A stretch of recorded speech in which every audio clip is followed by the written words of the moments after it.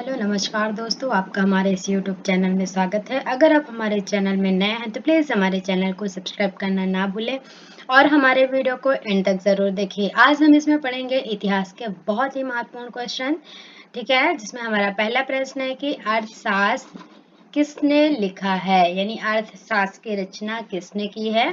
तो कौन है? चाणक्य, ठीक है। यह आंसर नंबर 1 आपका राइट आंसर होगा, चाणक्य, जिसे हम कौटिल्य के नाम से भी जानते हैं। तो अगर क्वेश्चन आपका कई टाइप से पूछ सकता है कि कौटिल्य ने सबसे पहले कौन सी रचना की, तो अर्थशास्त्र प्रमुख रचना थी, या फिर ऐसा पूछ सकता है कि कौटिल्य की सबसे प्रमुख रचना कौन सी है, तो अर्थशास्त्र है आपकी। और आपका ये क्वेश्चन क्या पूछा है कि अर्थशास्त्र किसने लिखा है, तो अर्थशास्त्र जो है चाणक्य ने लिखा है। इनका नाम विष्णुगुप्त भी है और एक दूसरा नाम भी इनका कौटिल्य भी है, ठीक है। अगला प्रश्न हमारा है कि बुद्ध को ज्ञान कहाँ से प्राप्त हुआ था, तो इसका आंसर होगा आंसर नंबर डी, बोध गया में। बुद्ध जो थे गौतम बुद्ध, उनको बोध गया से ज्ञान प्राप्त हुआ था। अगला प्रश्न हमारा है कि राजगृह में कौन सी बौद्ध परिषद आयोजित की गई थी, तो आंसर नंबर 1 राइट आंसर होगा, राजगृह में पहली बौद्ध परिषद आयोजित की गई थी, ठीक है। अगला प्रश्न हमारा, दक्षिण भारत में प्रसिद्ध जैन केंद्र कहाँ स्थित है, ठीक है, यानी जो जैन धर्म के लोग हैं उनका प्रमुख केंद्र कहाँ पे है, तो आंसर क्या है हमारा, Shravana Belagola. D number right answer होगा, दक्षिण भारत में प्रसिद्ध जैन केंद्र जो है वो श्रवण बेलगोला में स्थित है, ठीक है, जो कि कहाँ पर है, कर्नाटक के मैसूर में स्थित है श्रवण बेलगोला, ठीक है। अगला प्रश्न है हमारा कि निम्न में से जैन साहित्य को किस नाम से जाना जाता है, तो answer number C right answer होगा, अंग के नाम से जैन साहित्य को जाना जाता है। अगला प्रश्न हमारा, योग दर्शन का प्रतिपादक कौन है, तो योग दर्शन का प्रतिपादक कौन है, Patanjali. B number right answer होगा, पतंजलि जो है वो योग दर्शन के प्रतिपादक माने जाते हैं। अगला प्रश्न है, निम्न में से किस बौद्ध साधु को प्रभावित होकर अशोक ने बौद्ध धर्म को अपनाया था, ठीक है, तो आंसर क्या होगा, उपगुप्त। उपगुप्त जो है उनसे प्रभावित होकर, ये बौद्ध साधु थे उपगुप्त, इनसे प्रभावित होकर अशोक ने बौद्ध धर्म को अपनाया था। अगला प्रश्न हमारा, निम्न में से अशोक के शिलालेख किस लिपि में लिखे गए, तो ब्राह्मी लिपि में अशोक के शिलालेखों को लिखा गया था। अगला प्रश्न है, इंडिका नामक पुस्तक किसने लिखी है, तो मेगास्थनीज आपका राइट आंसर हो जाएगा, इंडिका नामक पुस्तक मेगास्थनीज ने लिखी है।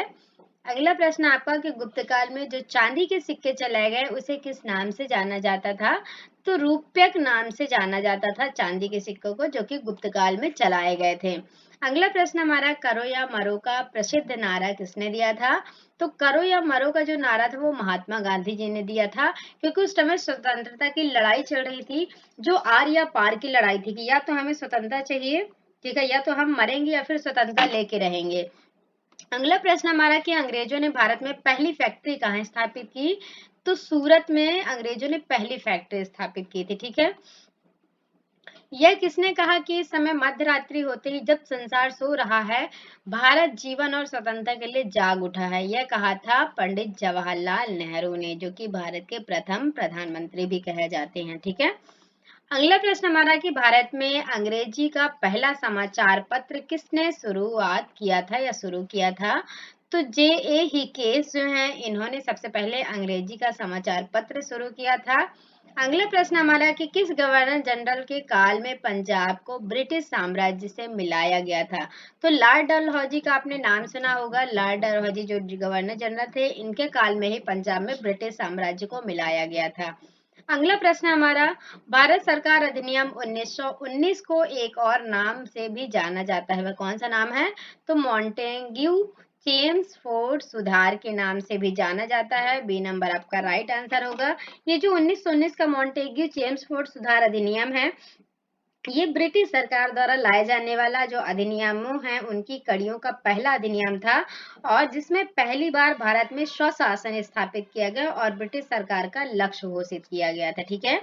अगला प्रश्न हमारा कि भारतीय राष्ट्रीय कांग्रेस का जनक किसे कहा जाता है, तो ए ओ ह्यूम को भारतीय राष्ट्रीय कांग्रेस का जनक कहा जाता है, ठीक है।